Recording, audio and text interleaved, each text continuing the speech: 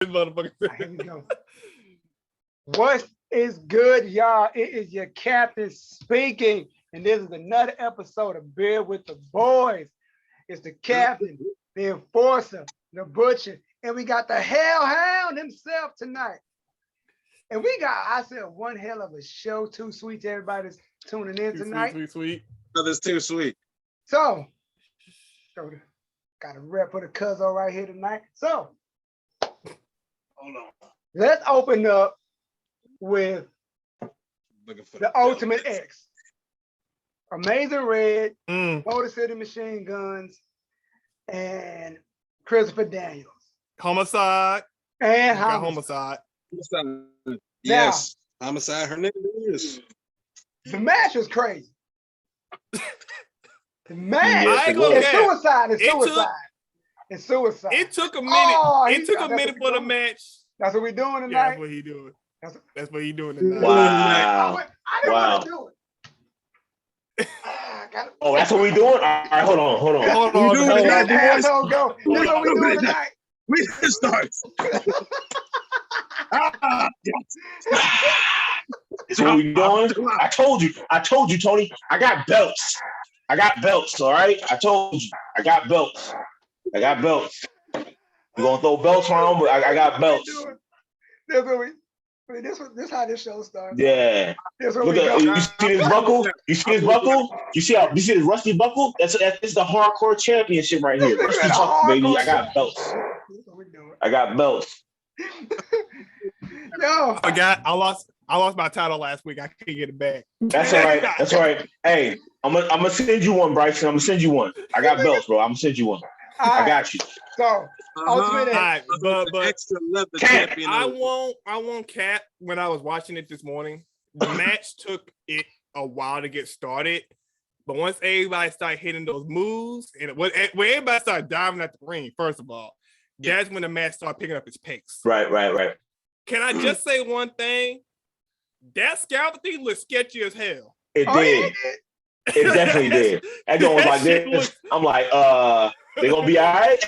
That shit was sketchy as hell, bro. I'm like, I remember. You could have blew like that. You could have blew a small gust could have went by and everybody was going over. I'm trying to. But can I just say, I was sitting here watching and I'm like, damn, why does the match feel familiar? There was that spot that Homicide did that fucking cut on Suicide. I'm like, oh, is this match? Dog, he hits that shit. I felt bad for Suicide that whole match because he was taking some of the bigger spots. And that ending segment with Daniels, I'm like, all right, somebody. Yeah, I thought Daniels was dead, bro. I was like, oh my God. I called Because when he came down, you couldn't see his neck. I'm like, I didn't know how they fell. Well, here's how they fell, because I replayed it. He was trying to go for his the Fallen Angel, one of his I forgot the SCO. And when he went down, his legs got caught on the ropes. Because Suicide already made the rotation. Daniel's legs were still on the ropes. So when he was going down, Suicide made his full rotation and Daniel was going afterwards. it pulled him down. Got you. Yeah, Suicide landed on his back. And I'm guessing when Daniel was going down, he was turning. And Daniels landed completely on top of Suicide. But the way that he landed here. right there on that shoulder. So both of them got fucked up regardless. Really, they were real close, I bro. remember seeing that spot as a kid, and I was supposed to be asleep that night. It was already like 9:30. It was bedtime for me. All right, listen. And I screamed so loud because I honestly thought we lost one of my favorite wrestlers at the time. Because that was like the Mankind spot, Hell in a Cell. Like if he did not tuck his head the right way, that man from here to here gone. Yeah. Oh yeah. I'm like that. I agree. Like I said, he caught him. He got caught a little on the ropes when he was going down, and I'm just like, fuck, that could have ended a lot worse. And Taz on okay. I'm gonna get back to another spot that I like, but even Taz had to break care. He's like, yo, somebody need to check on him. That did not look right. Yeah, because I looked after I saw that. Suicide was laying on top of him, talking to him. Cause you like, yo, you good? You good? I like when he felt like, I jumped up. And I hit Bryce like, yo, watch this match. Watch that. They pay attention to the end.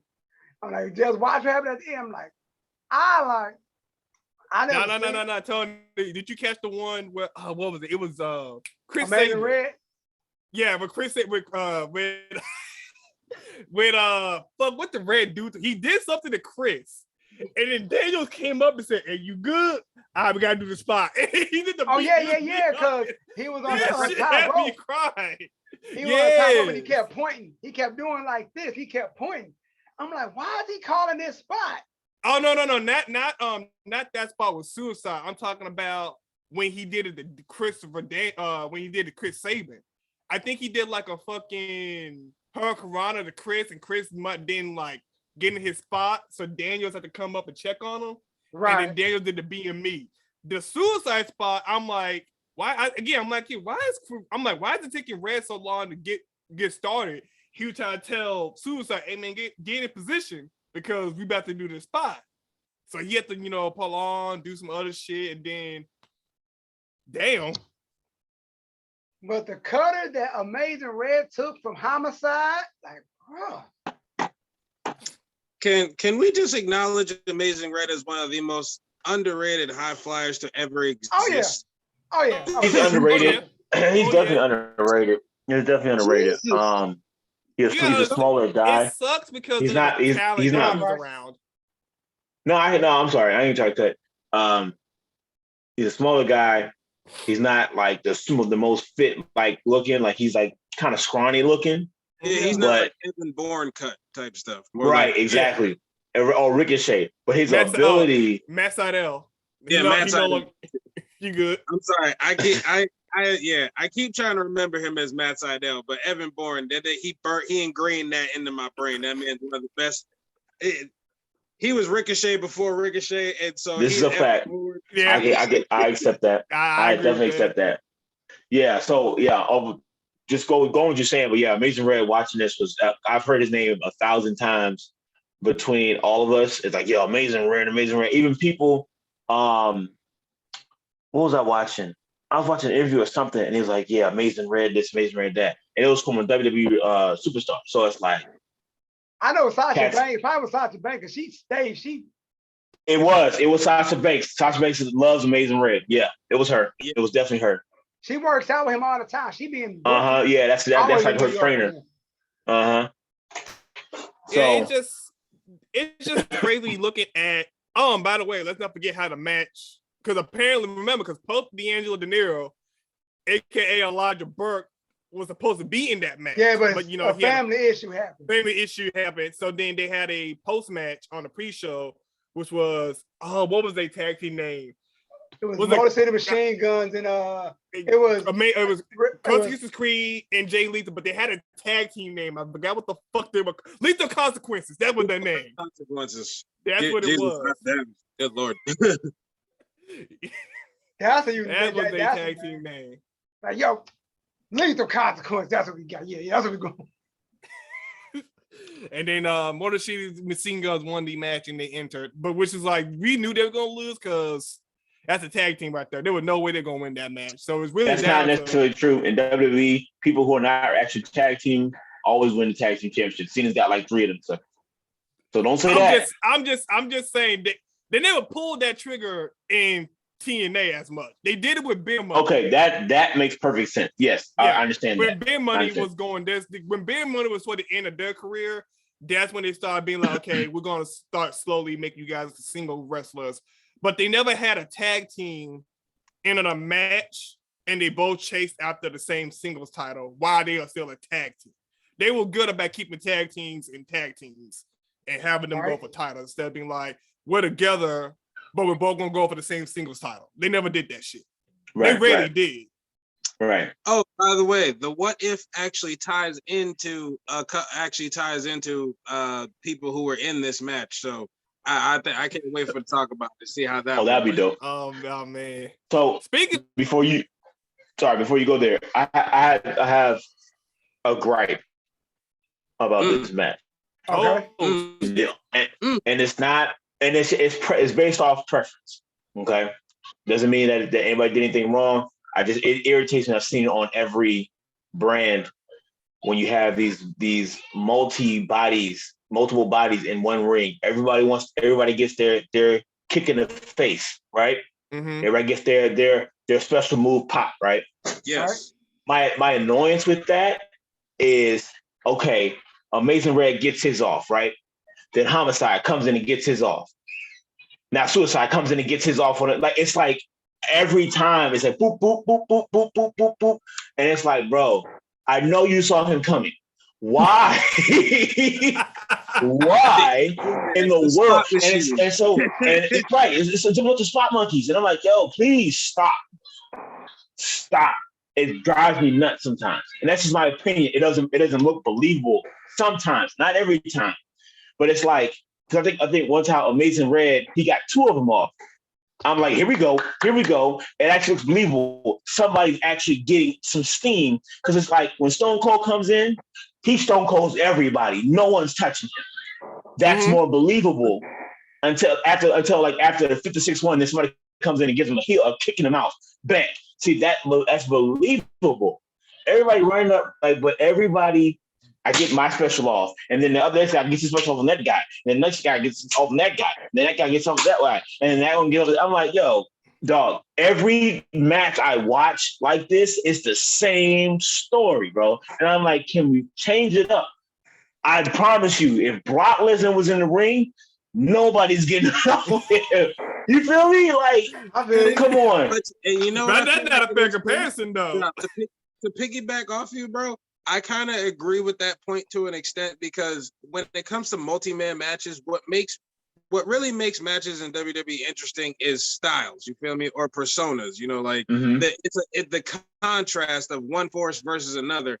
And the thing that I do find that not just, you know, this, including in this match, but a lot of indie promotions do as well, is like they have the same kind of style going up against each other a little too much. It's always high flyer, speed match, or like flipping everywhere, or two hardcore guys and they're smashing each other through everything to the point where it's redundant as hell. And it's like, you got to add some variety. And I feel like that maybe was the problem with some of the Ultimate X matches, is maybe you add a couple of submission specialists in there. Maybe you add a couple more like powerhouses that have some aerial moves. You see what I'm like? See, that's what I agree. They did have Team 3D in one match. They did well, yeah. They eventually did better with the different Ultimate X matches, but I feel as though, like, in retrospect, you can kind of see where, you know, why some of them fell short. You feel me? Yeah, the one with Joe was pretty good too. The one with Samoa Joe, that was a pretty good one. That was awesome. But my thing about it is, like, you really didn't have. Hold on, Bryce. Oh, I'm sorry. Again, Samoa Joe, you add him into the match, he's a whole different element back then. He's an aggressive, technical monster who can still take off on you, and he's a big body, which was different in the X division like that. Besides her name. Hang on, Jeffrey. Before you talk, have y'all seen the video of Joe doing the walk off? That's what I was about to say. The fact that he does that is so freaking real to me. And that's what if you put that in an Ultimate X match, oh my gosh, bro, the pop is gonna be insane. It's like he just walks off sight, and it's like, yo. Joe was an asshole, so bro. Believable. It is so believable that I know you saw him flip. Whoop. You see what I'm saying? It's the way that he does it. Hold on, wait, time out. What would make it even better is, I mean, it'll be completely messed up and completely unsafe, where you're outside the ring and you're doing a suicide dive or a flip over the top rope to the outside, then you move. Oh, you trying to kill Daniel Bryan again? That's what that shit you trying to say. Imagine Ricochet going for a flip and he just move out of the He go for a flip, but he lands it, but he sticks it. Bro, but between Ricochet and Montez Ford, I'm very concerned for their lives.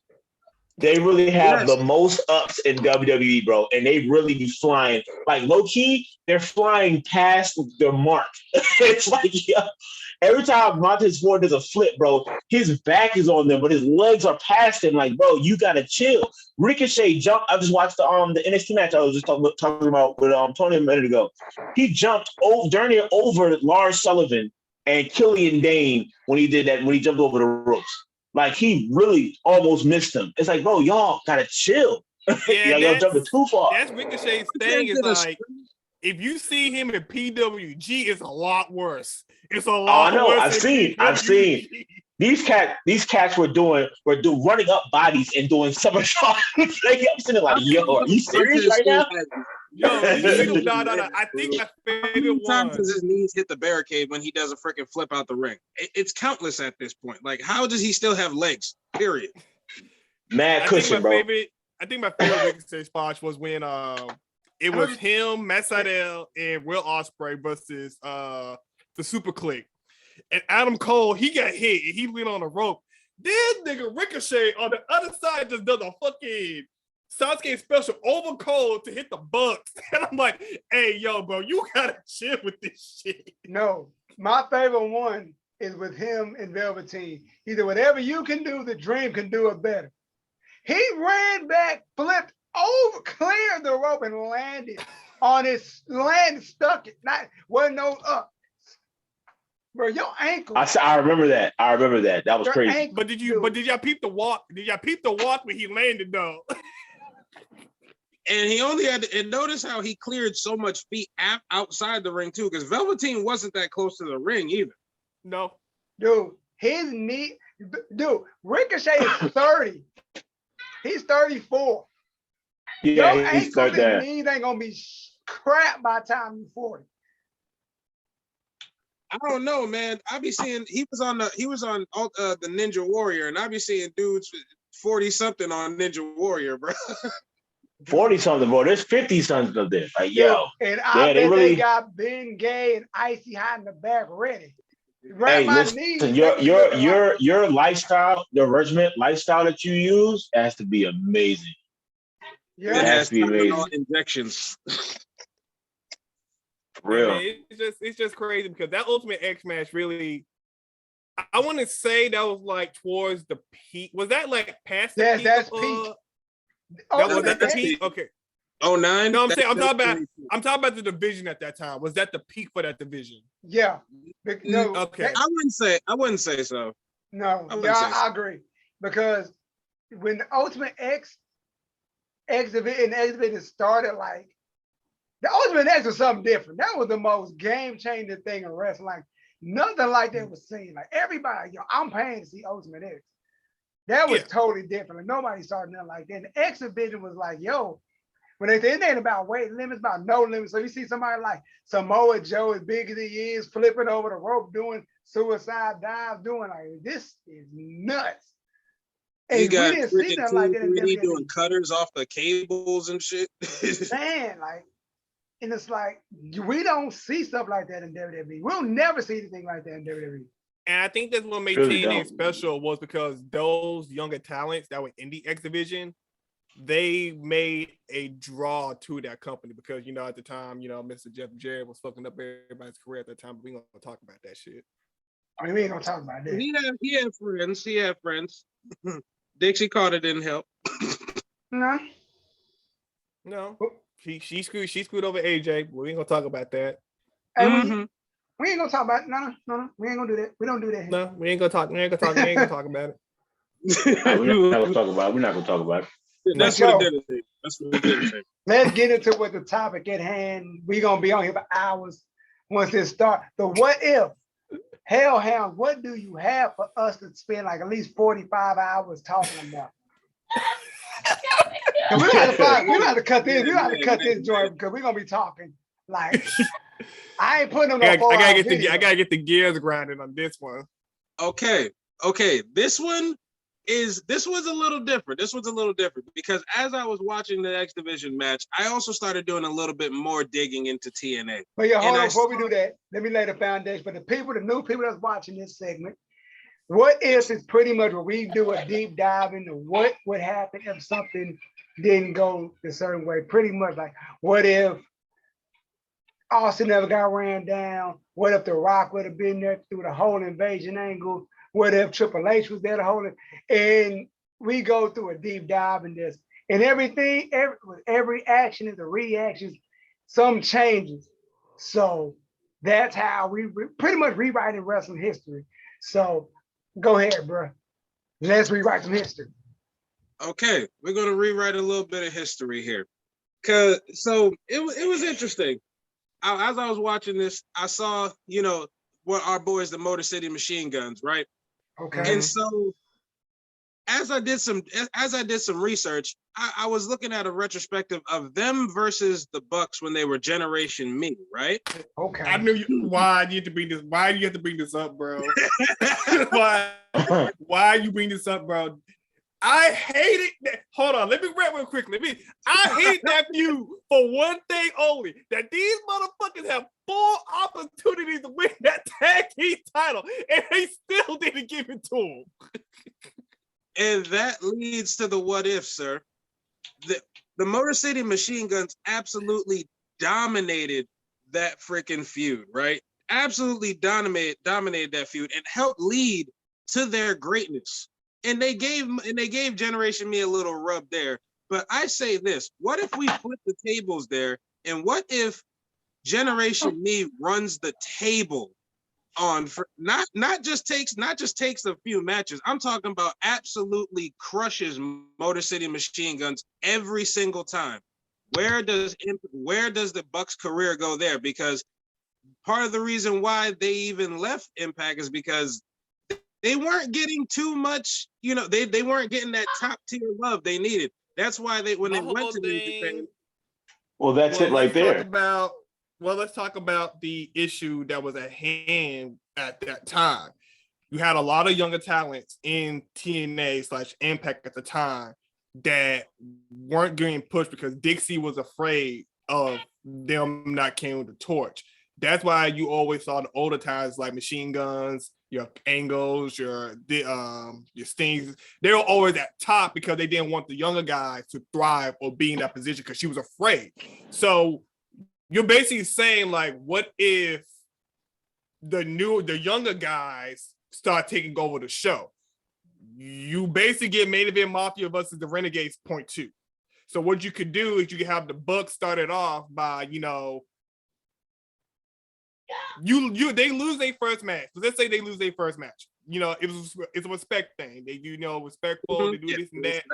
But then that's when the Bucks start leaning towards that more young Buck side that we know them of. They know so this and that. And they start going off and they start, beating the hell out the Machine Guns. They just snap one day. But then it's just not the Bucks that just snap. Think about all the younger guys. You had Desmond Wolf. What was his fucking name in Ring of Honor? Nigel McGuinness. It's Nigel McGuinness in NXT. I can't remember what the fuck he was called in Ring of Honor. I think was he still called Nigel in the Ring of Honor? Was he still called Nigel McGuinness in Ring of Honor? Yeah, I think he was. Yeah. Nigel McGuinness. Because I know he was Desmond Wolf in Impact. Yeah, he was always Nigel McGuinness on the outside. Yeah, he was Nigel. Okay, but my whole thing is like I really did wish the Bucks at least won a title match.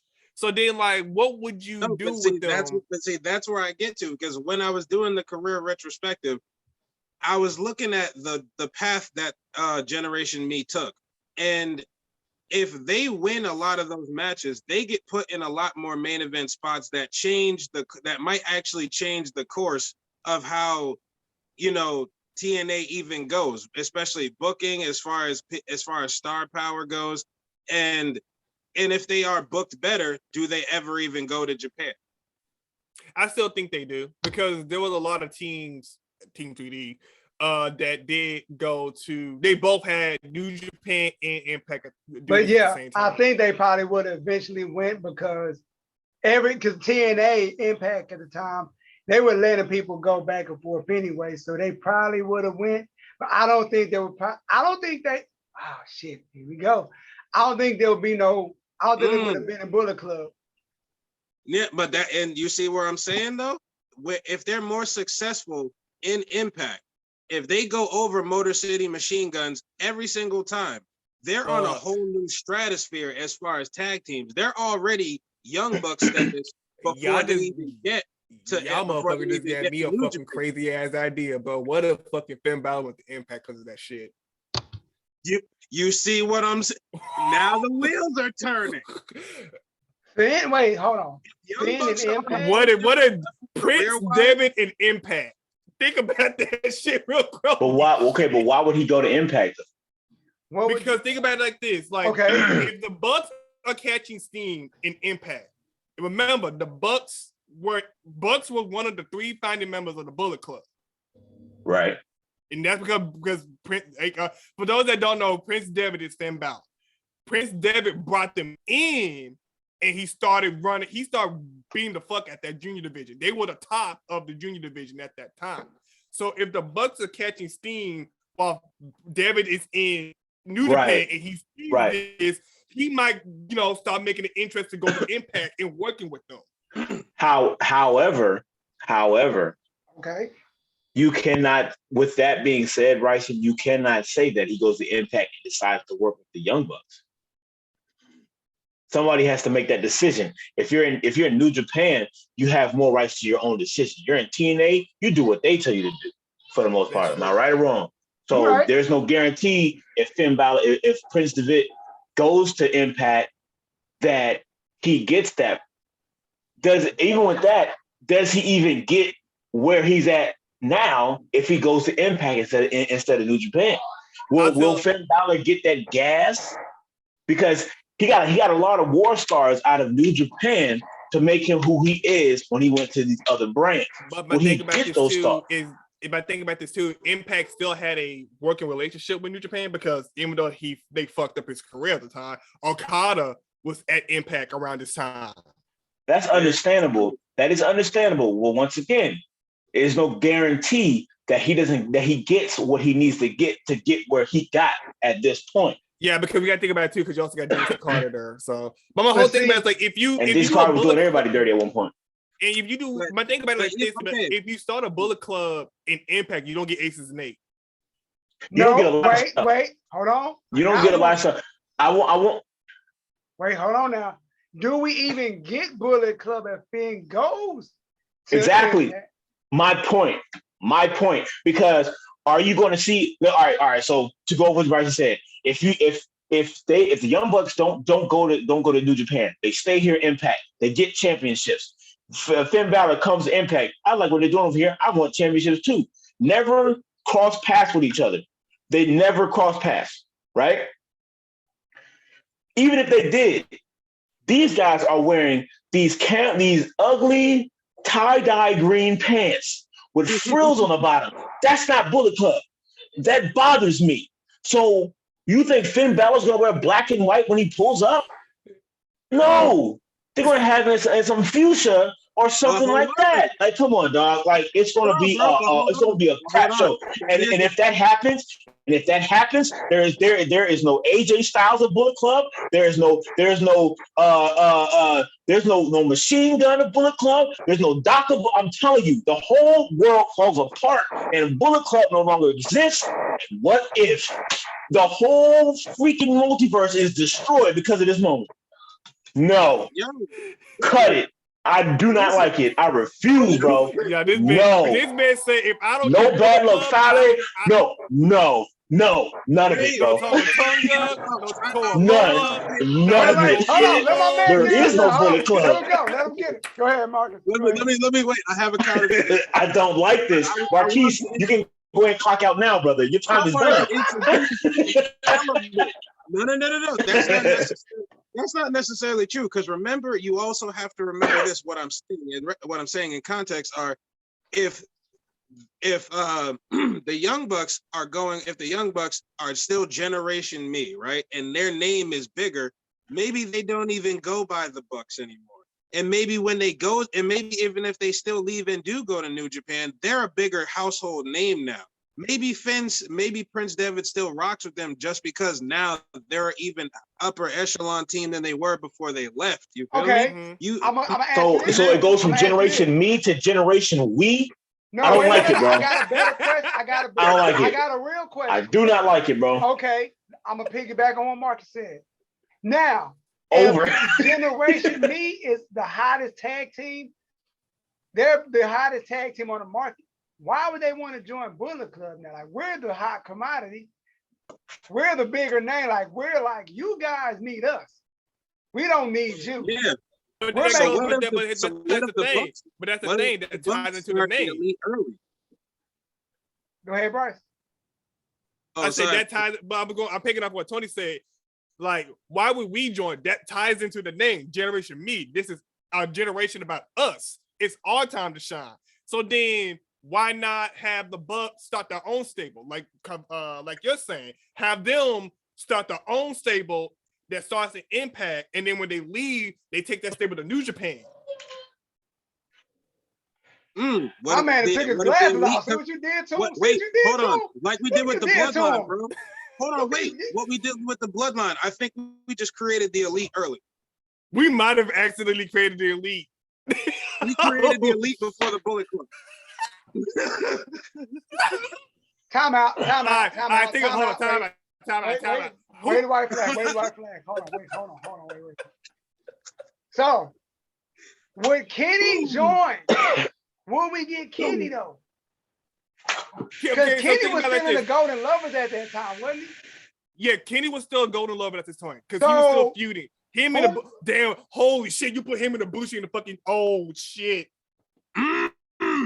Oh, you put him in the Bucher in the fucking shit. I wouldn't even think about that. I'm just saying, like, it's like we get the Elite early. It's like the whole landscape changes. Like everything changes. I think what you have to. Okay, here's what you have to do.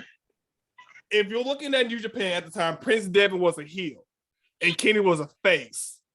You would have to turn Kenny heel sooner than what he did before he joined Bullet Club, and have Prince Devitt be this tweener. That way, so do we get the cleaner then? That's what shit. That might start the cleaner. Okay. Damn. Maybe, I guess. But the thing about it is, if Ibushi, shit, no, you have to turn him heel against Ibushi. Holy shit. Oh shit. Because then if Kenny joins the Bucks, you have to backstab Ibushi. You backstab Ibushi, but you still have Ibushi in the Bucks. And No. I'm saying Ibushi's not gonna be in the Elite. Because if Kenny joins, you have to backstab Ibushi. Kenny goes to the Bucks. Him and the Bucks start tearing up the fucking junior division. That makes sense. So now you're looking at instead of the Bucks and Devitt, it's the Bucks and Kenny.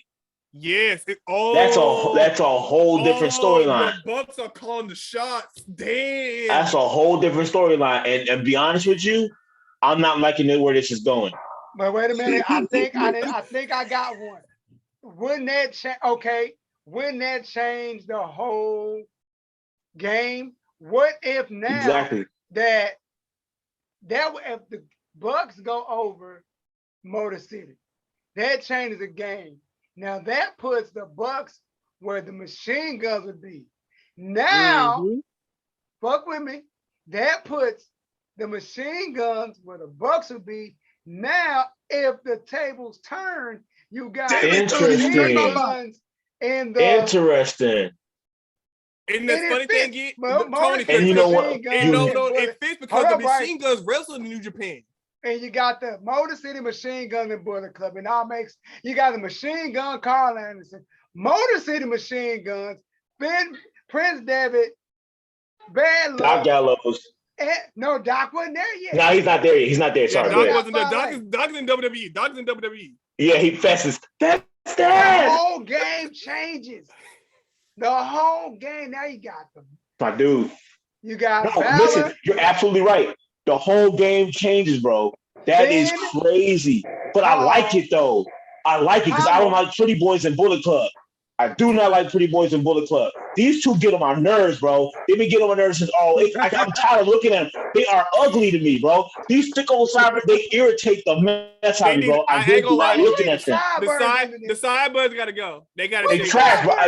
Like all they do, like they irritate my visual. They irritate my vision, bro. I'm so serious. I don't like these little young boys. They like little kids. They got little boy face like that. I don't know. I don't like them. You just don't like everybody in the club, everybody in BC, bro. They're the main ones I don't like. I kid you not. But they didn't crazy. So we would have crazy because the generation goes over. We have David, Carl, Tama, Fale, and the Motor City Machine Guns. I like it because that's all grit and grind, bro. That's all grit and grind. And then you bring the others. Oh my gosh, bro. Then you get Doc. Then you get Lower.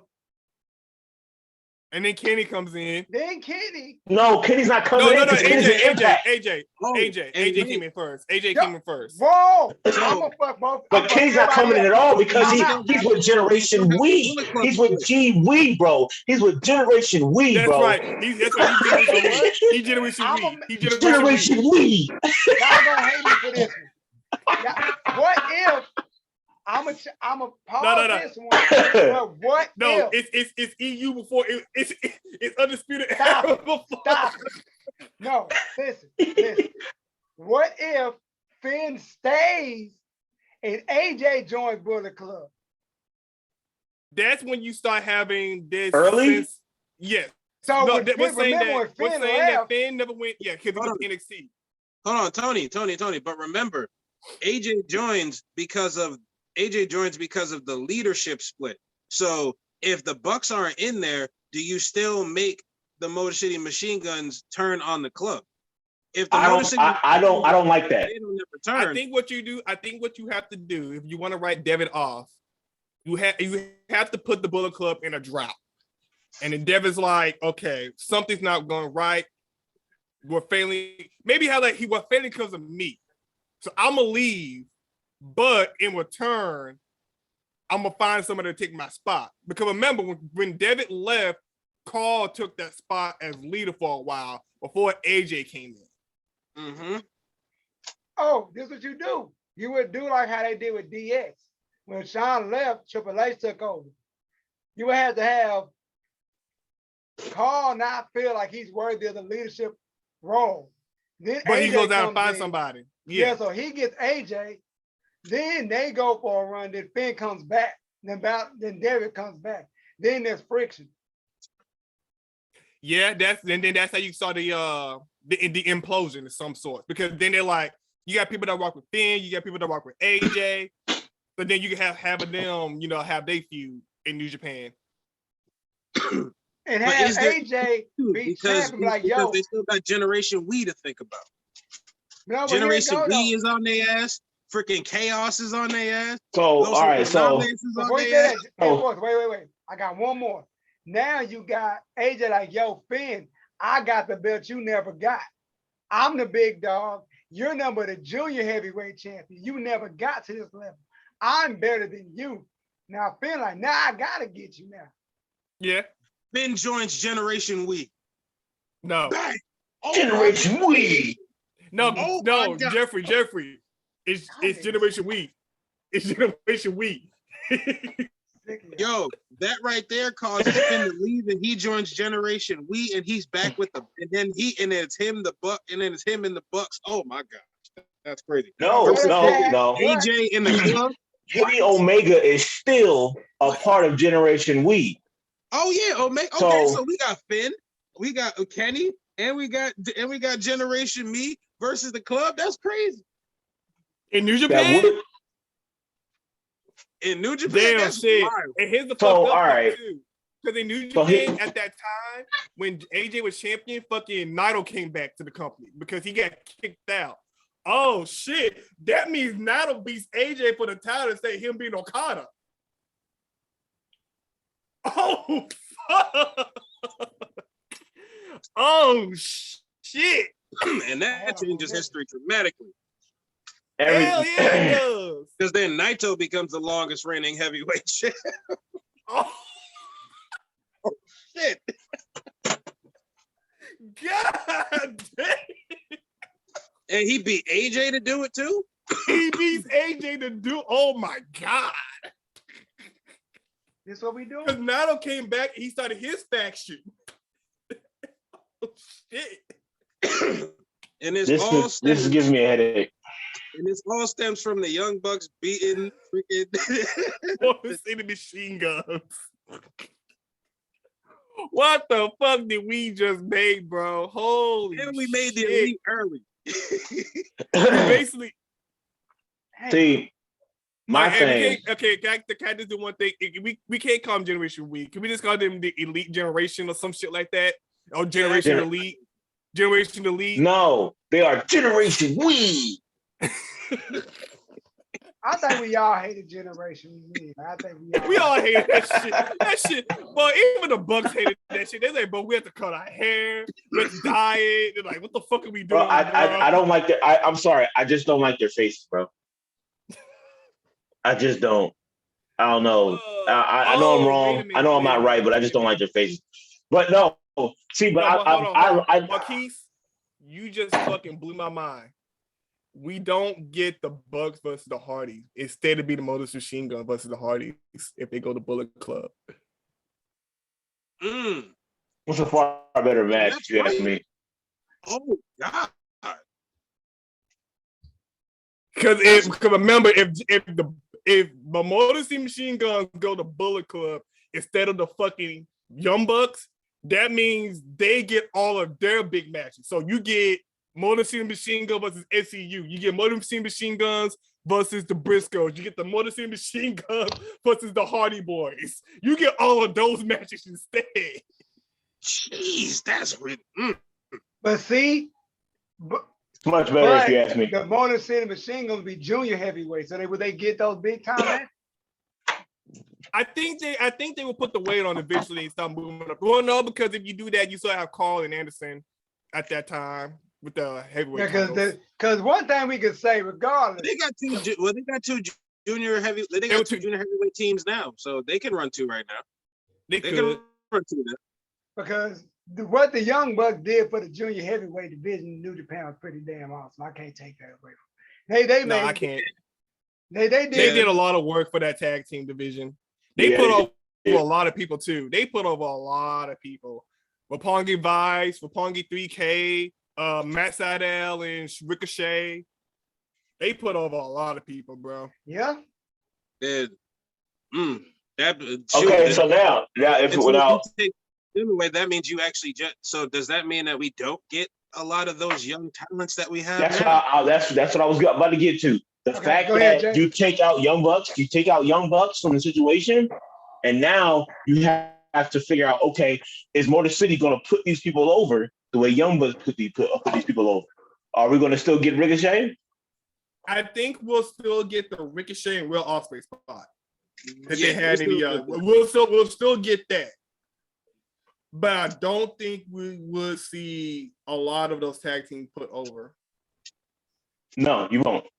I truly believe that, like, I like Motor City Machine Gun.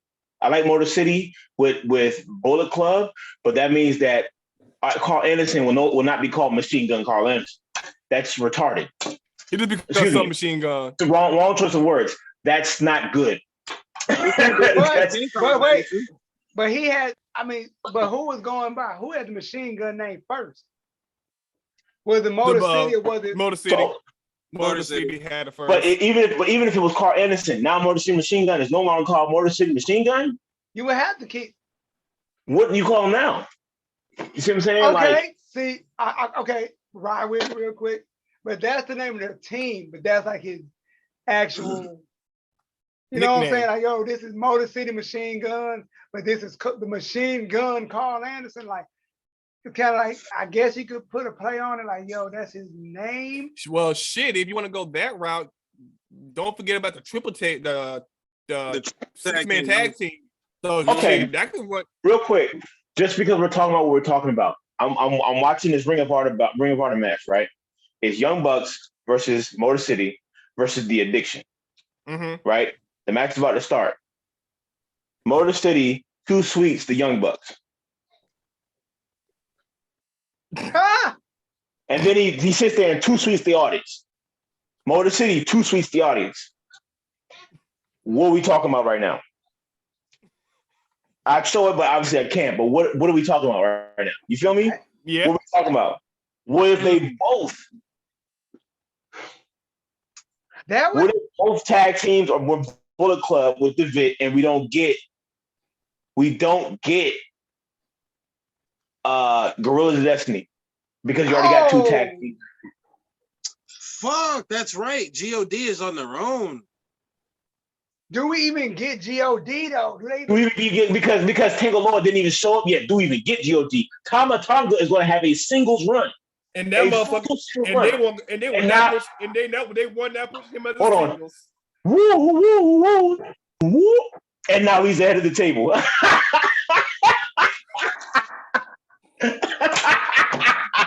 Never that.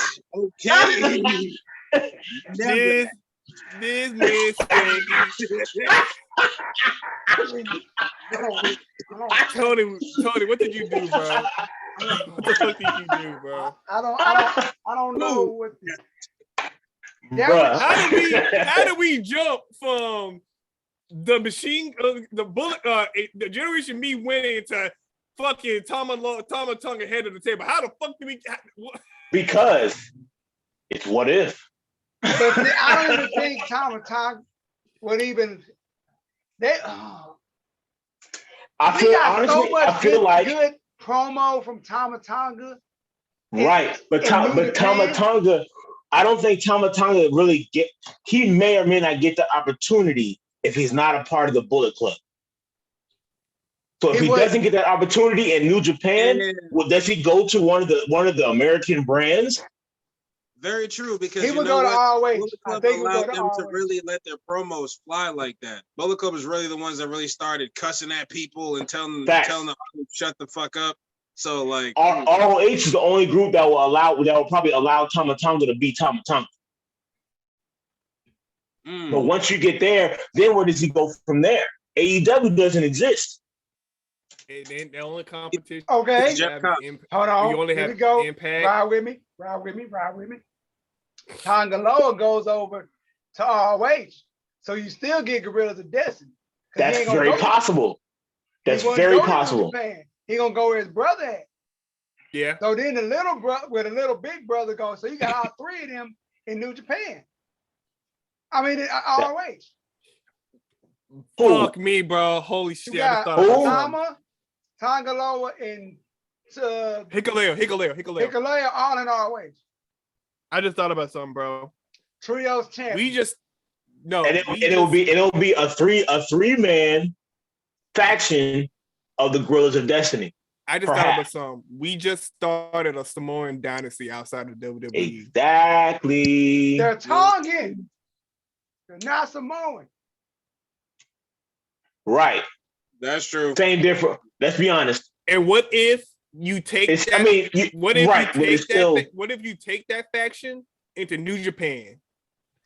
Which one? Gorillas of Destiny? This faction that we're making of the three of them. So that way you can start having a family outside. Because The Rock had his family in WWE. You have this side of the family in New Japan, starting their dynasty. You know what? Because you might be right, because they would not risk of affecting the Samoan dynasty in WWE by bringing them in there. That's true. They wouldn't do that. There can only be one black faction. There can only be one Samoan faction, and it'd be a gang of white factions. That's how it's always been. So I get that 100%. I get that. So the only other choice we have outside of ROH would be Impact or New Japan. Now, if they go to New Japan, if they go to Impact instead of New Japan, you have Generation We and Oh The shit. gorillas You of get that Dynasty. many. I'm gonna call them the gorillas of Dynasty for the time being, because that's what we're creating right now as a dynasty. You get the Young Bucks and them match sooner than you would. Yeah. And then at that point, the question is, will generation somebody out here wilding? Somebody out here peeling out. Sorry, threw me off. So now it's like, who wins that match? Generation We or the Gorillas of Destiny? Do you want somebody's really doing a lot out? Somebody's hitting the gas and peeling, but it's like ongoing, and I don't like that. It always ends up doing something dumb. So now at this point, do you want Generation We, the elite Generation Elite? We're gonna call Generation Elite. Generation Elite. We're gonna call them Generation Elite. Are we gonna allow Generation Elite to beat Gorillas of Destiny? Or are we gonna allow Gorillas of Destiny to get a moment where they become the top faction just for a moment? Well, actually, if we're speaking about ROH, if everybody's moving to ROH, that's a whole different scheme we're talking about. But not everybody's moving to ROH. It's just 3 people. It's just 3 people. The Destiny is the only group that's going to ROH. Everybody is still in New Japan or Impact. Yeah. Okay. They're the only 3 that moved on or never even went. If they move to ROH, well then there's no Bullet Club faction in ROH then. Hear me out. There's no Bullet Club. Like the only Bullet Club is the one in New Japan. Yeah. So if that even happens, then you get all the ROH members that were Bullet Club by themselves. Oh, that means we don't get no Adam Cole or Hangman Page in Bullet Club. And what's his name? What's old boy name? No Cody either. No Cody either. Who? Cody Rhodes, not Bullet Club. You don't get Villain either. Marty Scurll. Marty. You don't get a Marty Scurll at all. Get. Or wait. Time out. Hold on. Wait. Go ahead. Holy shit. No, Cody. No, wait. Holy shit. No. You get fucking Undisputed Era because then Cole teams up with Kyle O'Reilly and Bobby Fish. You'll get them sooner than you thought you were going to get them. Because they're all there. Yeah, they're all there's a possibility that you can get them all before their time. And then do they attract Generation We to ROH? No. I think Undisputed Era is going to I think Undisputed Era is going to pick up Page and Scroll and become Undisputed Era as a whole 4, 5, 6 man unit. And then that's when you start getting the shit talking between the Bullet Club and Generation Elite with the Undisputed Era and 3 different factions and 3 different brands fighting each other. And in the meantime, those 3 different factions, that one little faction has nothing to do with it. And that's the Gorillas of Destiny. Never happened. Holy fucking shit. They never truly crossed paths in that way. Wow. A lot of things shift around, man. A lot of things shift around.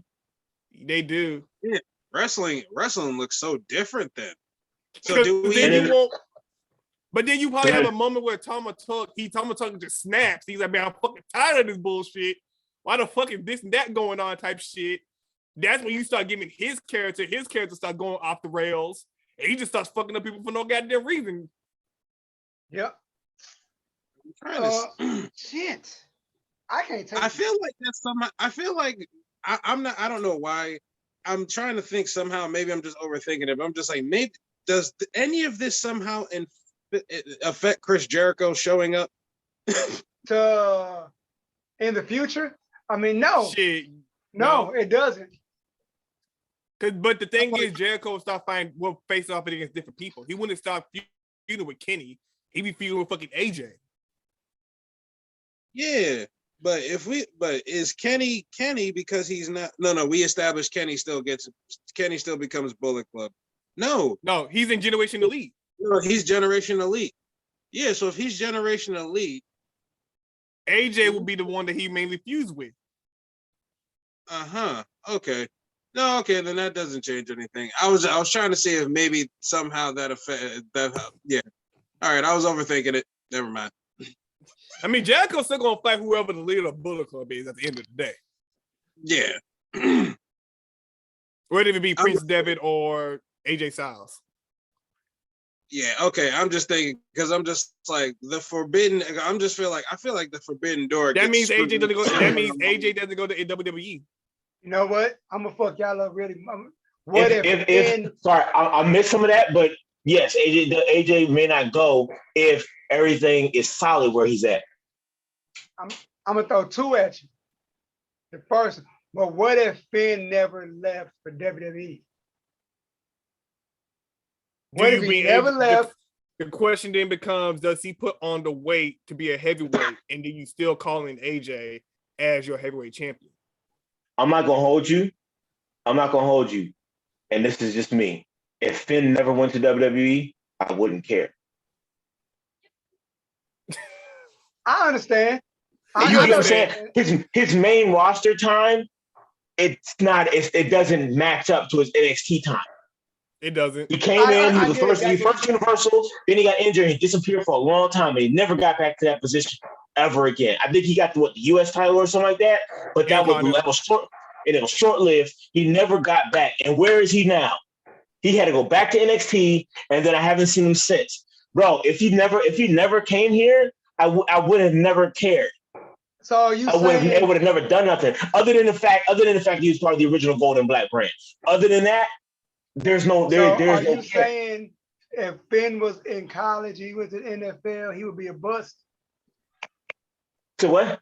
You saying Finn is a bust if this was college? So you saying Finn Balor, that star quarterback in college, that was basically he's saying he's Tim Tebow. Gosh damn. No, you can't put that on him because Tim Tebow ran and threw 20 touchdowns and almost two or three times was about to be Heisman of the year. You can't use that. That's a whole no. All right, this gonna cut deep. So you saying, are you calling Finn Balor RG3? Oof. No, I'm not calling him RG3. Well. Think about it. Think about it. Yeah, he could be RG3. No, he was ready to say, he had a rebuttal. Wait, hold on. Yeah. That might be accurate. He could be RG3. Bad body parts and all, yeah? But he a top pick. Yeah, that's very possible. That's very possible. I honestly feel if Finn stays, I'm not sure if AJ even comes, but if he does come to New Japan, I feel like one of them has to leave the group. I feel like both of them can't coexist in the Bullet Club together. Finn and AJ? We always talked about this. Like, we always talked about that. Like, you can't have a Finn and AJ in the same thing. Even when they teasing in WWE, when we talked about it, it's like, shout out to Drew. He was talking about, AJ and Finn could coexist. Hell the fuck no, they can't. AJ got an ego. And it sucks because you want to have Finn and AJ in the same group, but their star power and their ability in the ring are so evenly matched that it's hard to pick who's going to be the top guy in this faction. That's really hard. And you don't want to put him in a tag. Hell no. You don't want to put him in a tag. That diminishes both of them. So exactly. It's kind of like someone would have to play the Triple H role. Because Triple H, but no, these two are actually good. Triple H was never that good back in the day. But it's like, it's one of the things like... We're going to talk about that one day too, bro. We're going to talk about that one. Continue. That's why I said test. But like I said, it's one of the things... You shut that mouth. Don't bring it up. Go, Tony. Go. Before we go somewhere else, go. So it's kind of like if you got Finn, if you got Devitt and AJ, like I would put them like, I would put the Bullet Club. I would keep everybody the same in Bullet Club. Nobody switching gears. Everybody would stay the same. Bullet Club stay the same. I would make to the point where Bullet Club gets out of hand, to the point where they smelling themselves so bad. New Japan can't stop them. Like, we need somebody to come and get these guys. And AJ was not playing like the Sting role, but he'll like I gotta get a squad together to stop these guys. So basically, what you're if saying AJ is, joins Chaos to do it? I was just about to say you put AJ in Chaos, I was gonna say that, but I Oh. forgot the name of the group. So yeah, thank you for that. That was AJ or McKee. You want to go crazier? AJ joins Lij.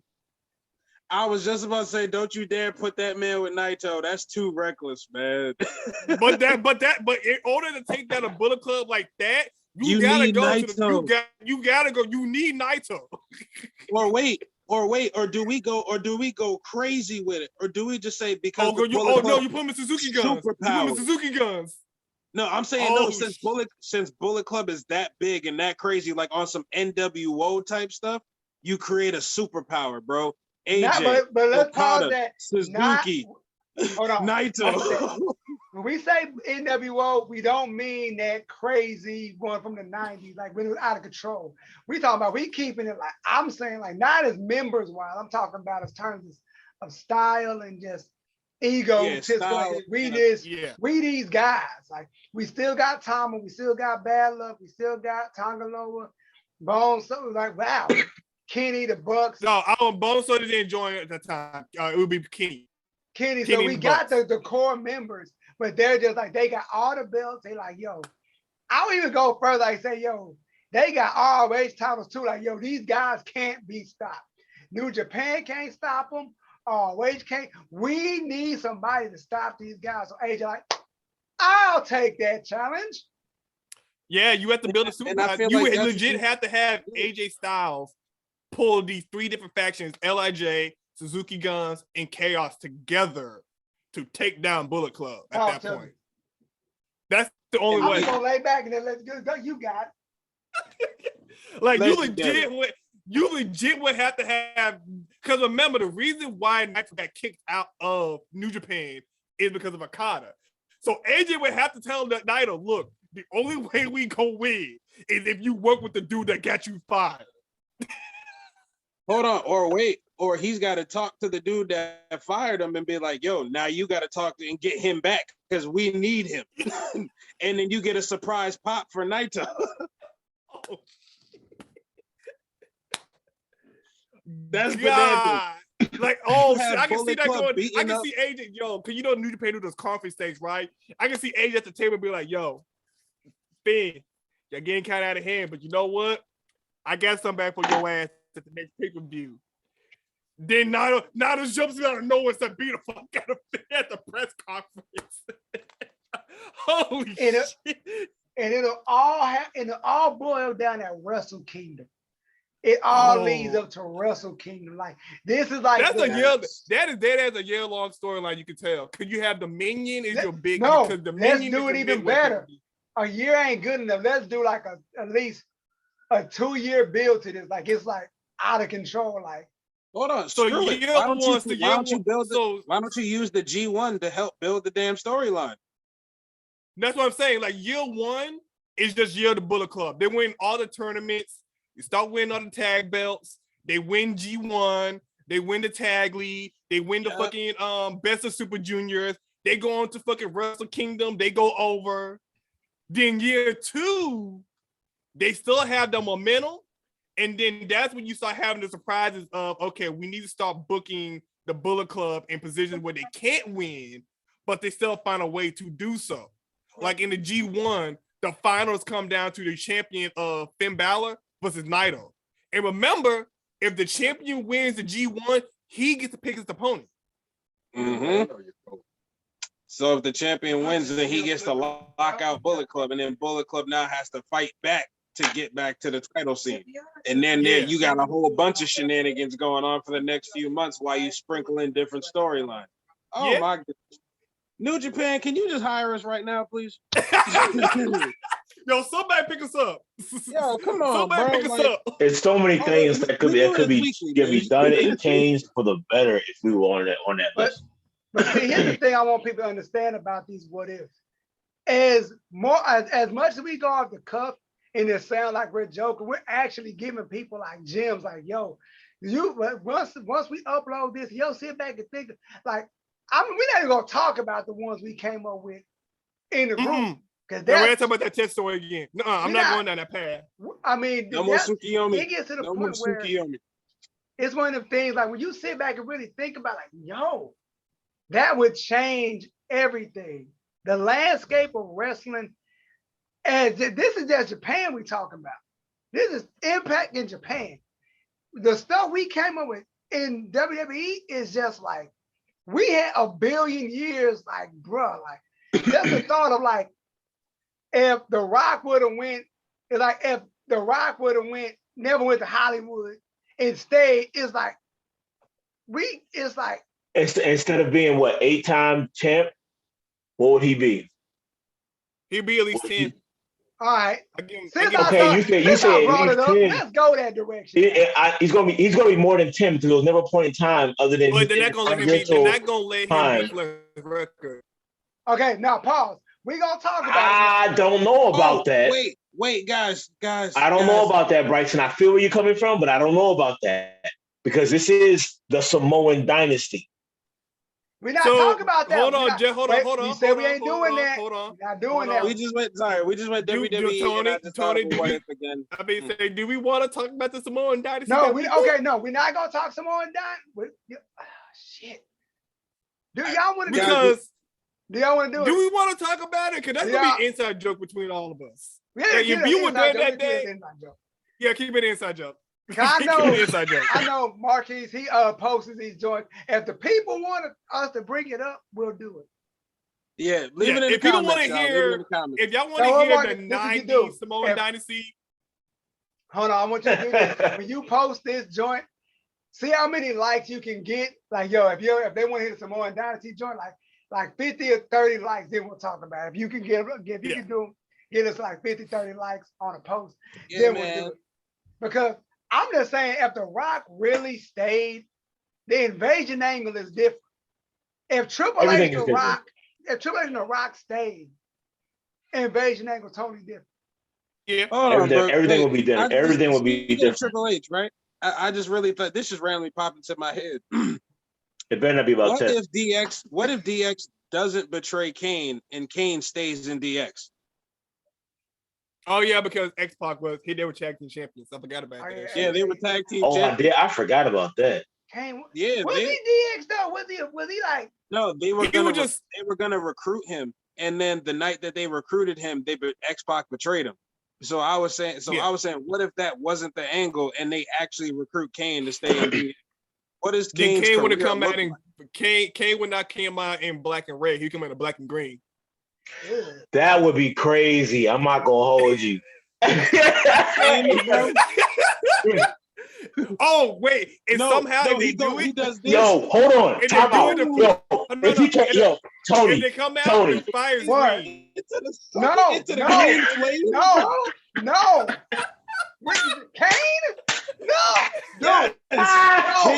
Kane, look.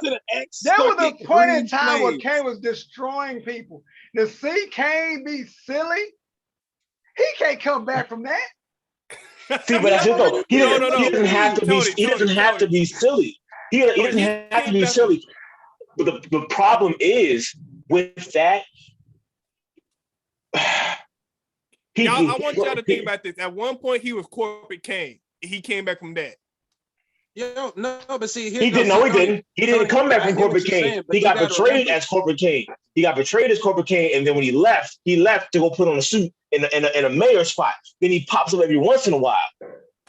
After corporate Kane was done, he was pretty much done. You know, you know what I'm saying? He put the hair on randomly for like a anniversary night or something like that. Like, bro, he was done after corporate Kane.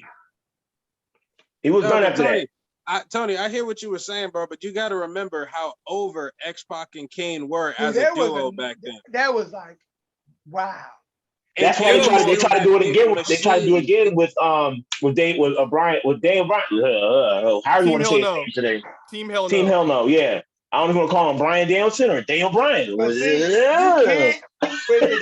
that, it's like at that time, first the times were different, and now it's like we know. See, I didn't even think about that till now. Now you say that out loud. It's like people probably would have figured out where they was going with it, but the Kane that's back when Kane was a monster. I talk about monster. And now Kane, like, yo, he got like a soft. Kane lost power. The older Kane got, the less power he had. When he was with Team Hell Hound, he didn't have the same amount of juice he had when he was running around killing everybody and dragging them to hell and all the other stuff he was doing. He lost all juice. But you know what? He lost a lot of juice. Made Kane human. When he started talking, that's when they messed up. Like when he was not talking, he was terrible. Canaanites, that whole joint, like that was cool. They could have left it alone, but they just started doing it over and over. Then he took his mask off. Now he want to marry people. Like, bro. Yeah. Like you said, they humanized him. It's the same thing. It's like Kane was like, I don't even want to say it like this, but Kane was kind of like the original Fiend in a sense. Yes. In a sense. I would say more. Because when Kane popped up to fight Undertaker, they were like, yo, that's Undertaker's the only person who can defeat this man is Kane. Like they were kind of putting him on Undertaker status for a while. They definitely were. And for what, a good couple, like 2 or 3 years, he was like neck and neck with Undertaker. They was going back and forth. Then it became the Brothers of Destruction. You know what I'm saying? Like, bro, well, nobody touching the Brothers of Destruction. Yo, my favorite episode of freaking Raw is when him and Taker were just pissed off and kept coming out after everybody's matches and beating the shit out of everybody. That was my favorite Raw. That shit was amazing. Just hearing keep rolling every like 5 minutes, and you see everyone get destroyed 3 minutes later. Can you talk about how they both walked out with their chest popped out, walking like they down to the ring?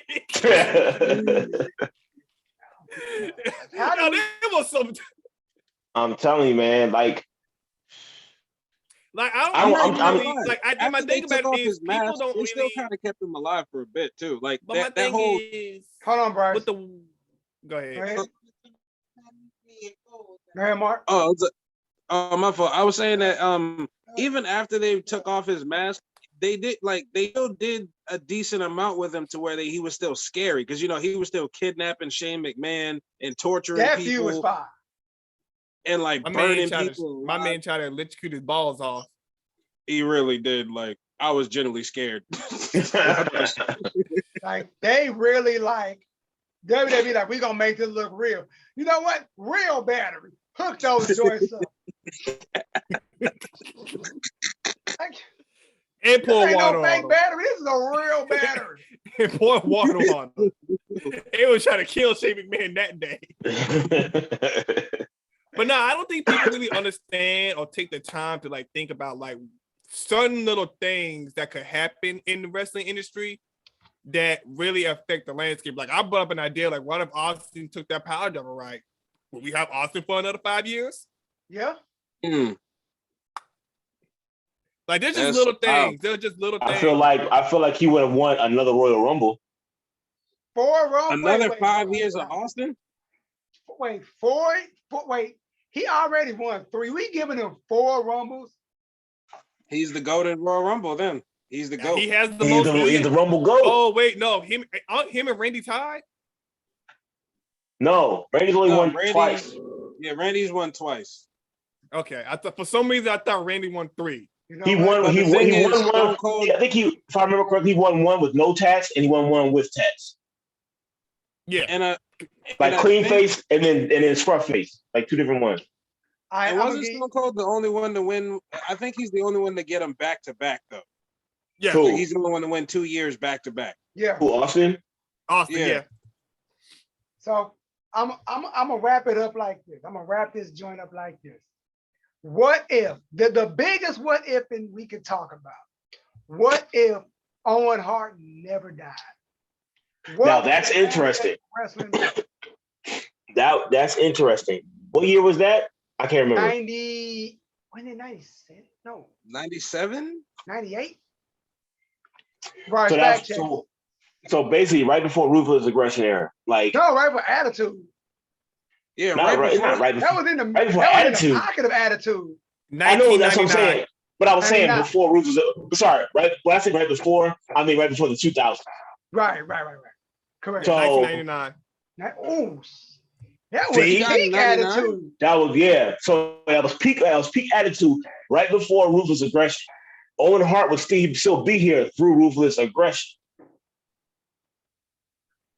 But Now, here we what go. would that look like for Owen Hart? Would they bring him down to mid card and less because the times are changing, or would they push him further up and give him some titles? You know what? Okay, let me go. I'll go that first. Wait, I'll go first.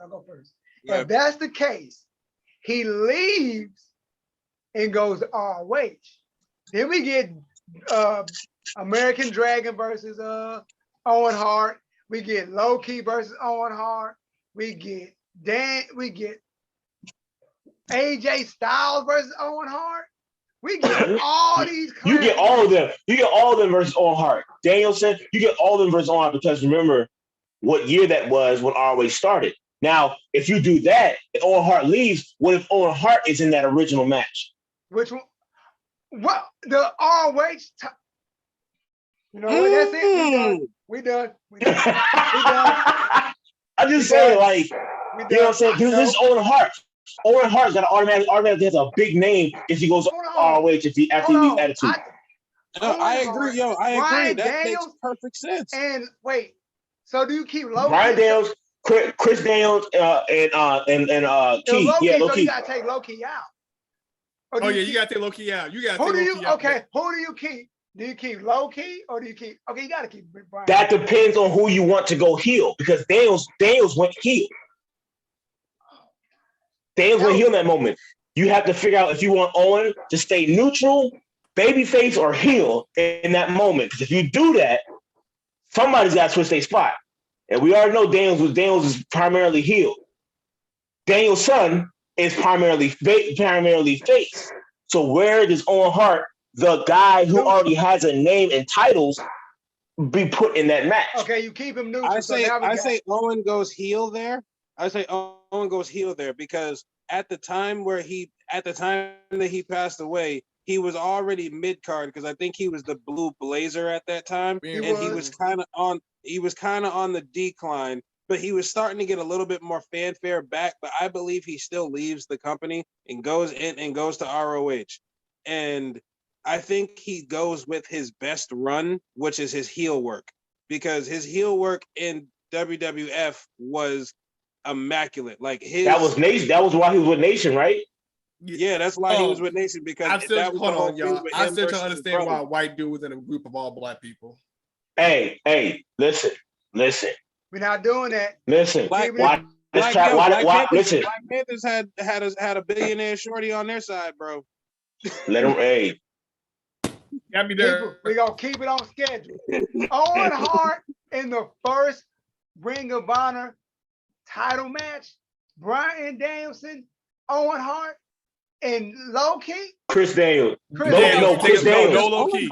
You gotta pick. You gotta choose. It's gonna be Low Key or Chris Daniels. Okay, I'll give you Christopher Daniels. Dude, that match is. But who goes over though? I don't think Owen had an ego. He never came off as an ego person. No. He would put you to me, we don't know backstage, but he never came off that way. But Owen, but like Marquis said, Owen would be the heel. So Owen would be the one to walk off, talk smack and walk off. Maybe. See, that's his. I don't know. That's tough. Danielson's going over regardless. That's a fact. Mm-hmm. Okay. We already know that. But I feel like technicians in the ring. The way I feel, the way I feel like Owen Hart becomes the heel to Brian Danielson's face. That makes sense. So wait a minute. That makes sense. Did y'all hear what he just said? That he's put. So we getting the damn Brian Owen Hart feud. That's what you telling me, big bro? Basically. That's what I'm telling you. That's crazy. I can't fathom. That'd be one hell of a technician match right there. Yes, it would. Great. A massive technician match with explosive exposing unpredictable moments by Daniel Bryan. You know A lot of stuff Bryan Danielson does was not being done during that time. Yep. In WWE, like at all. WWE has a certain move set that everybody has to run by. The cats outside of that were doing retarded stuff. To me, wild stuff. Right? I'm gonna catch that word. I'm trying, bro. I'm trying. Wild, they was doing wild stuff outside of WWE. So now you have to put both worlds together. So Danielson is going to hit him with some stuff that he's not ready for as a character. Obviously, they got ready for this, but as a character, he's not going to know what hit him. These submissions that Danielson to put him in, bruh. Owen Hart's got to keep up. He's gonna be too fast for you, my boy. Too fast. That could be the storyline right there. You could have the older, experienced, grumpy guy that's like, "What do you mean? I've been here. I've done this, you young guy." And then Danielson's like the new and Danielson beats him and goes over. He's disgruntled, and now he's the top heel in the company. And I think Danielson's the top face. And then I think Owen Hart wins that pure title, always pure title, because that's right up his bag. Yeah. Okay. Maybe Owen Hart gets pissed off being like, I'm a more better technician, and then he comes up with the rules for the pure RH title. And that's when you start introducing that. Trying to prove that he's a better That's how they bring it in, Bryce. They like, yo, he's a pure champion. We want to put this kind of like how they get a hardcore title to Mick Foley. Like, yo, we're gonna give you this belt. This is like yours. And yada yada. I wouldn't say give it to him because that's too easy. Because I think you make a tournament. There you go. And have him win it. Yeah, I got to tag it here to say something real fast. I just kind of remember this whole conversation that we had, and we've just made ROH one of the greatest companies in the freaking world. That's what we do, brother. Like this, that's what we do. This is just being, how can we make Ring of Honor better? This whole night has just been, we're making Ring of Honor better. Yo, for real, we just made. That's how I'm gonna title this joint. And in the process, not deleting anybody who's already there outside of what we said. Yep. You're just adding greatness to it. Just the fact that we just made Undisputed Era. The fact that I didn't think about Owen Hart in that match, and Jeffrey played like, yo, put him in. I didn't even think about that. That right there is a different match. It would be crazy. It would be crazy. It would be crazy. I'm just thinking about Owen Hart on the indie scene, period, because just Owen Hart going to whatever company he wants. Yes. Owen Hart would be he could because he's got WWE gas, bro. And his last name is Hart. Does he become the Chris Jericho? So does he become Chris Jericho and create that Forbidden Door early? Very possible. I actually like that. He would be Chris Jericho for Chris Jericho. He would be the Road Dogs, because remember the Road Dogs left WWE at some point, and they said, "Fuck it, bro. Let's start on winning tag team titles at other companies." He would do what he wanted. I get that. I agree with you, except that's a tag team and not a single. That's what I'm saying. That's the only reason I would go against what you're saying, but I hear what you're saying. My thing, the way I'm going with it is Owen Hart goes to different companies and he leaves his mark in history as the guy that went and started winning in multiple companies, not just in one company. He started going around building his name around the world. He's the Nomad champion. Yeah, that makes it different, and remember that last name Hart carries a lot of weight. It does. It's gonna put asses in seats. People like Owen Hart gonna be here. That's a fact. You got Owen Hart. Hart. You got Owen Hart versus Jushin Thunder Liger at the Tokyo Dome. Yeah, he did. And remember, Owen Hart did wrestle in New Japan for a little while. And who was the hottest person in ROH at the time in round 05? Owen Hart versus Samoa Joe. Owen Hart versus AJ Styles. AJ Styles.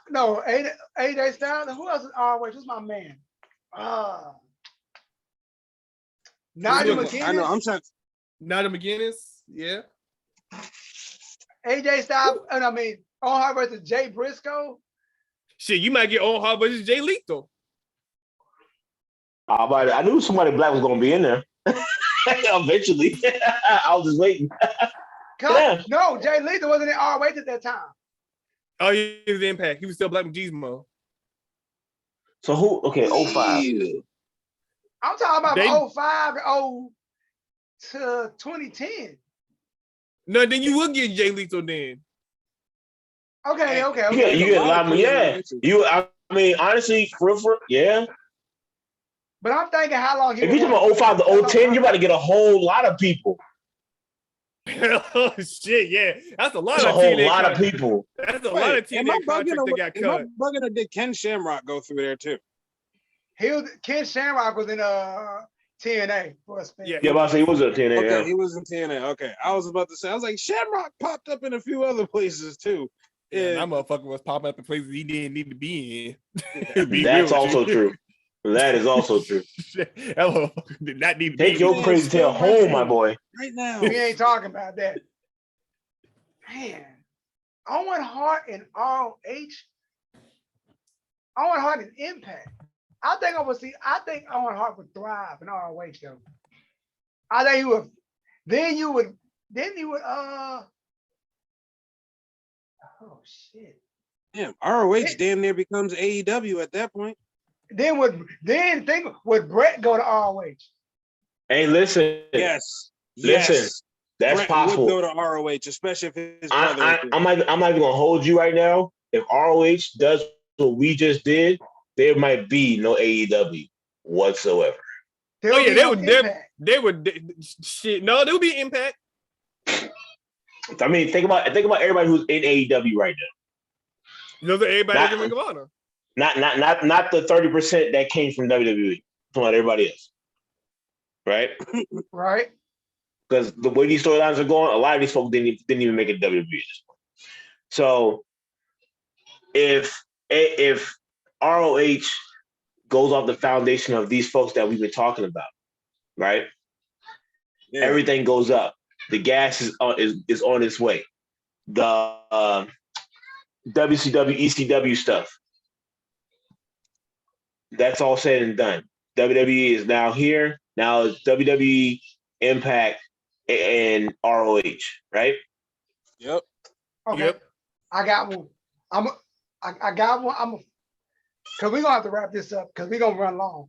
What if Shane, instead of going back to WWE, he buys ROH?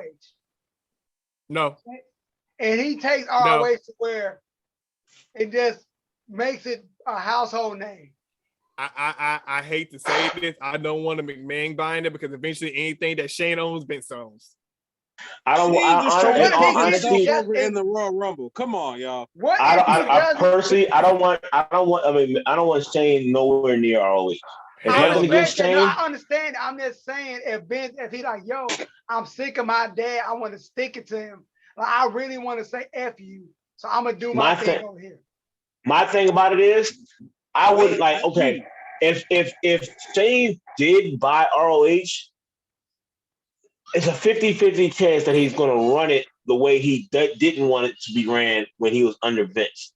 Yep. So because all the knowledge he has comes from Vince. So that's always going to be an issue. Okay, I see what you're talking about. If Shane does the right thing and does not follow the same path as his father and allows the people to get what the matches they want, ROH will be a great thing. But if he starts doing what he wants, like he did at Royal Rumble, we got a problem. Yeah. Shane don't normally do that unless he has a brain fart. I'm gonna make it about myself. Now Shane's a 4-time ROH champion with his baseball jersey on, and he's not even truly a wrestler. Like I don't have time for that. I don't have time for you to make it about yourself. It's not about you. But what if he brings Paul Heyman along with him? Like, what if Paul Heyman what if he brings? Ain't Paul nobody getting a check. Ain't nobody getting a check. Paul Heyman, nobody getting paid. You know how many checks he bounced in ECW? How about niggas ain't get paid in ECW? Man, that's understandable. Around that time, we're not talking about Paul Heyman. We're not talking about Paul Heyman running.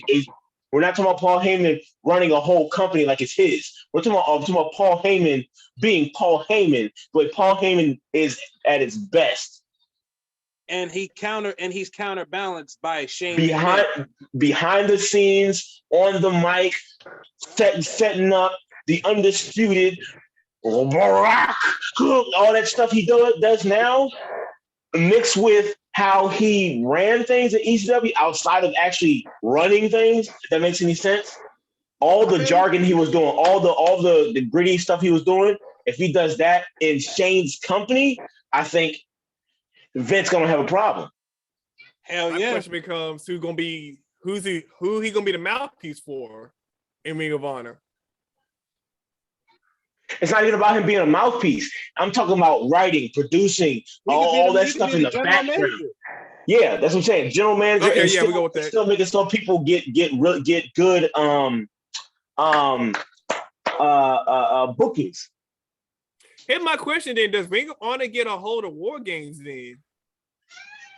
Yes, they do.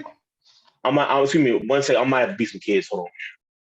He in daddy mode. He did have to say that, bro. He did. But I was saying, does War Games become an NXT thing, not NXT, a Ring of Honor thing, then in a WWE thing? If I think if Shane could get his hands on it, no, if Shane could get his hands on it before, Vince. Yeah, before, because at that time Vince wasn't thinking about it. So Vince like, yo, I want to do this match. I think if he can get a hold of it, yeah. Sorry, no children harmed in the making of this video. Allegedly. No, literally, I didn't put no hands on anybody. I fussed and then moved on. It's fine. It's fine. It has to be a daddy gets to go fuss at his kid and go fuss at the kid. But yeah, all right, guys, we're gonna have to wrap. Hey, how we wrapping this up? What you got, man? Where we at now? I'll go first. Go ahead. I just want to say thank you, Marquise, because that was a terrible what if. Was terrible. This man legit hates the Young Bucks. I'm trying to understand where the hate. He just hates it because of the face. I don't like your face, bro. I don't like your face. He turned into DMX so fast. What about Drake? Hey, I don't like these dudes, bro. I don't like their face. I don't like they kick everybody 40 times a match. That's annoying to me. Hit somebody. Do a like whatever. Suplex. Thank you. Do a suplex. They do suplexes. Super kick party. Like suplex. You're not hearing me. Are you hearing me? But you're not hearing me. I'm sick and tired of the super kick party, okay? I'm they over don't do it. Super kick party no more. Look at us. Look at him. You ain't even...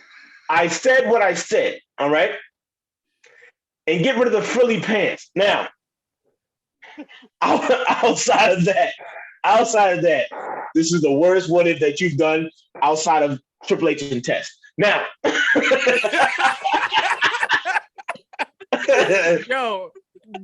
yo, that was the one time that me and Jeffrey actually agreed on something. Me and Jeffrey argue back and forth. I'm on one fence, he on the other fence, but for one night only, you saw us work together. Yo, listen. That Test thing fucked us all up. Everybody, the whole world was like, what? This man said, I want to see Test versus Chris Benoit versus Shawn Michaels. I'm like, one of these things is not like the other.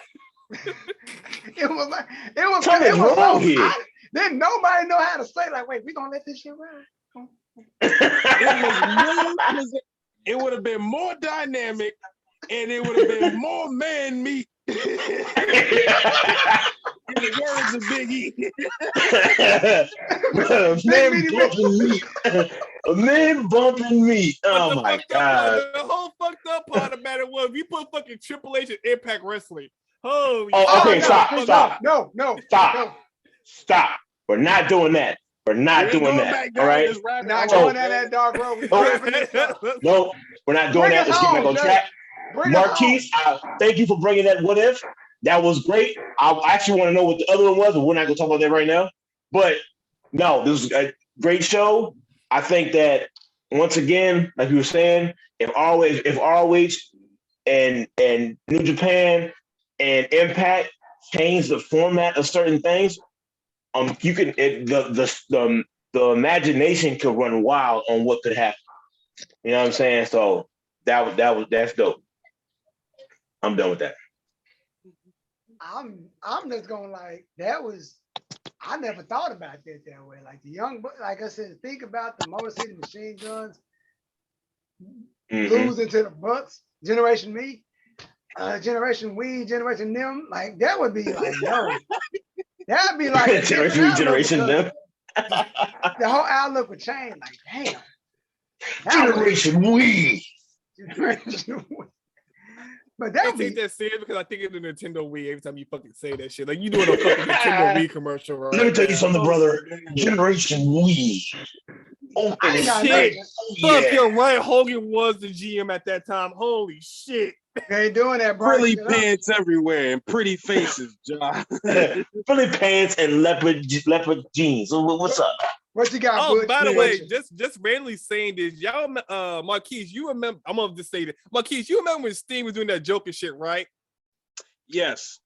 You know that he actually popped a Percocet in a ring with Hulk Hogan. Who? He did. We ain't talking about that. No. Hold on, I gotta tell Jeffrey this shit. When he was having his feud, no, we don't talk about it off camera. He popped up off camera. Oh, yeah. I forgot. Demonetizations and stuff. Yeah, we got. Yeah, I saw a video from a YouTube from another guy that mentioned that he did, but we'll talk about that on camera so I can tell Jeffrey that story. We might put the link in the description. But I just want to say this, bro. Like, I know that a lot of people are into WWE, but please start looking outside of WWE. There's a lot of good talent. There's a lot of people out there that need to be shown and need to be, bossed light upon, because I used to be a person that was hardcore WWE. I didn't look outside. I personally still am. And I agree. Since I've been working with you guys, I've been outsourcing, and I've seen some amazing work and amazing talent. Yeah, there's some people out there that don't get the credit that's due. Like my man, Speedball Mike Bailey. Speedball Mike Bailey was a dude in PWG. He disappeared for a while. He just came back, got a contract at Impact. I'm happy for the guy. If you are just a hardcore WWE fan, I really recommend some things for you. Look at some PWG, Pro Wrestling Guerrilla. Look that up. Look at where people started. Your Ricochets, your Kenny's, your Young Bucks, your Matt Sydal. Look at where they started to where they got to now. You will have a lot more appreciation for the work. Look at some New Japan stuff. Go outside of the United States. Look at fucking Progress Wrestling, Evolve Wrestling. Like, there's people around the world that are putting their bodies on the line for us while entertainments that don't get the recognition.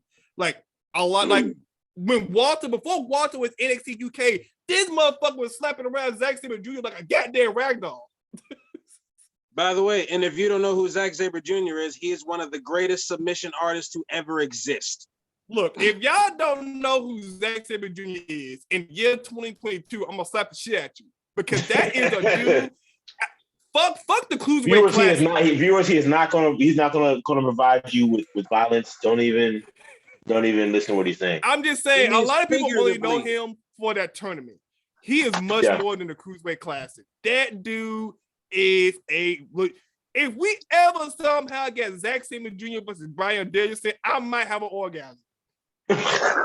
Jesus Christ! Come on, throw in Minoru Suzuki and the children in there too. The children. You see this face? I'm not joking. Okay, all right. Hell, like Jay White called that Adam Cole. That's another thing. Jay White. That's another thing. Jay White. This whole situation about Bullet Club. Jay White. I'm just saying, move on. Yep, that's it. Yep, that's a whole different thing. Well, that's it. To wrap it all up, really, Tony?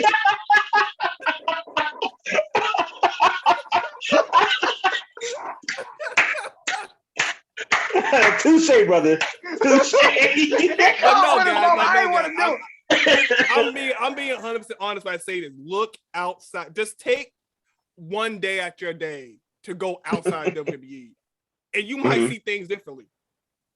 All right, Marquise, what All you right. got, bro? What you got? You paying the tab just- tonight? You paying the tab tonight, man? What's good? Oh yeah. Put it on my MasterCard, the black card I got from Jay-Z, because we talk every day. Right on. So, yep, part of the Carter family. I'm the one you don't know about.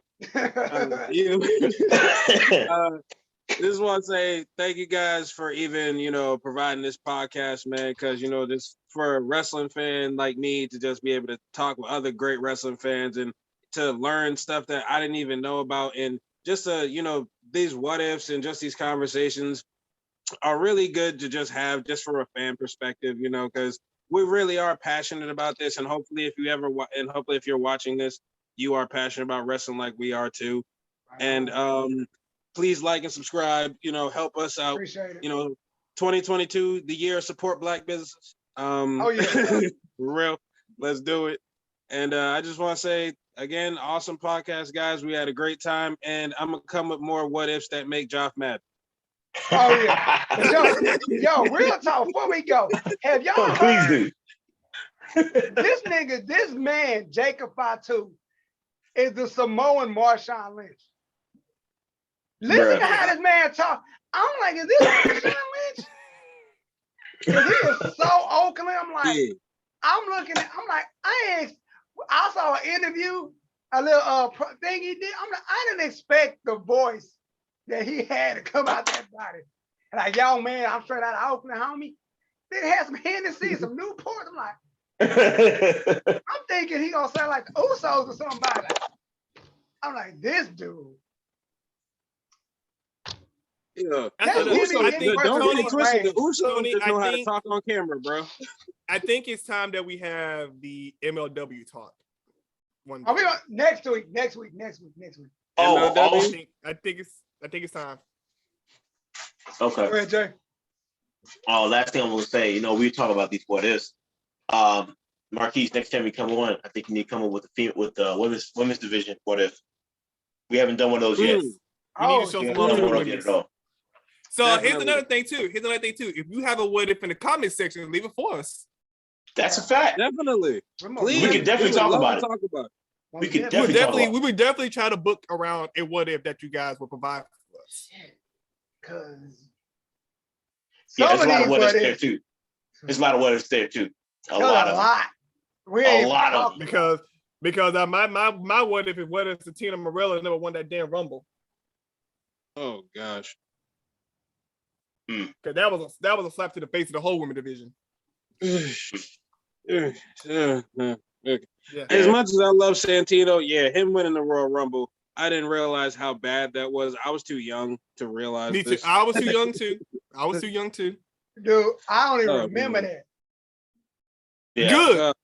Good. Good. But by the way, too, people, this is me and Tony. We had this conversation. This is the last thing I'm gonna say. Me and Tony had this talk back in 2019. I told y'all motherfuckers GOD and Good Buzz gonna fight these motherfucking selves. I called that shit. I didn't know when it was gonna happen, but I knew with the way shit was going. Listen, it's gonna be the greatest thing I've ever seen in my life. I don't care what nobody say. This is all I want. Look, I wanted the same thing too, Jeffrey. I didn't care it happened to New Japan. I didn't care it happened to AEW. I didn't care it happened to Impact. I wanted to see that match so badly. I think we all did. But yo, we're gonna wrap it up like that. Y'all, thanks again for tuning in with Bill with the Boys. We will see what's today. Just today. Not next week, but the week after. So we will be recording on the 18th. Okay. February 18th, we'll be back in effect. So we will see y'all next time. Go up a shot, fellas. Too sweet.